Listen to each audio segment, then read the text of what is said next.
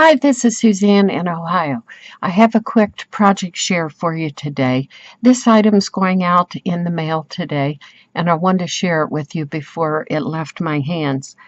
This is an item that I submitted to a magazine, and it was published along with 4 more of my other items. And I have a YouTube video about that if you're interested. But this is a fabric art item, and it is quite large, so I don't know how much success I'll have showing it to you. I'll probably have to do it in pieces and parts. Because of the setup of my camera, I can't get distance away enough to show the whole thing. But it's a very large tote. The straps are batik with free motion sewing. You can see it there. And it has batting in it so they won't collapse. And here's the top of the tote. And this robin is needle turned applique embellished with embroidery. And the nest is really backed with a piece of batik and then very yarns attached to it. Because if you're a bird lover like I am and you're familiar with robin nests, their nests are they're hard on the inside, but they're very stringy on the outside. You might find anything hanging out of their nest. Okay, I'm going to unroll this. Oh, first of all, these are hand embroidered words on pieces of vintage linens. And here's the bottom half of the tote. Watering can, branches, leaves, and another embroidery tag, I call them. So this whole thing, this whole bag, front and back, is done on top of my hand-painted fabrics. And I mentioned that in another video. But I have a whole assortment of hand-painted fabrics, and I love the chartreuse variation, and I tore snippets, laid them down on a base, hand stitched them all together to make a base for this tote. So I'm going to turn this over,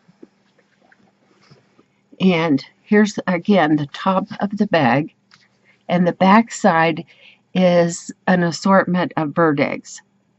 And of course some of them are imaginary because I just couldn't find enough examples, but a lot of them are almost true to form. So the eggs are applique, needle turned applique on, and then they have hand embroidery as an embellishment. Let me see if I can get that to focus so you can, there. Little snip pieces of embroidery to enhance the spots on the eggs and things like that. So this item sold, and it'll be leaving today for a happy new home. Let me show you the inside. I make, in most of my bags, I make these things I call swinging pockets. It's only attached over here in the side seam. And I first came with this idea because I made myself a bag and I wanted it to hold my Joanne coupon flyers. So I sized it exactly like that. This particular pocket has a piece of vintage embroidery on it, and it's a second little pocket attached to the swinging pocket.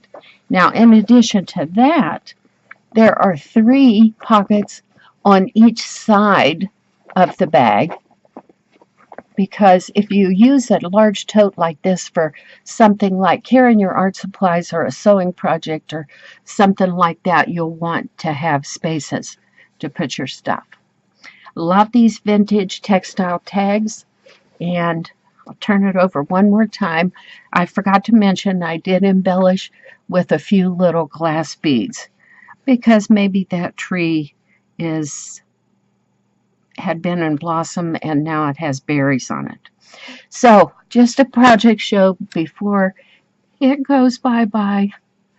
All right, thank you again for watching, and thank you again to all the YouTubers out there who share everything they know to help us newbies get started. I want to thank especially the people in fabric arts and paper arts. I have learned so much from you. So come and watch again. I have more YouTube videos, but I am just a new YouTuber, so I have very few videos up at this point, but I hope to grow. So let me know what you think. Leave comment if you like, and subscribe. Thanks for watching.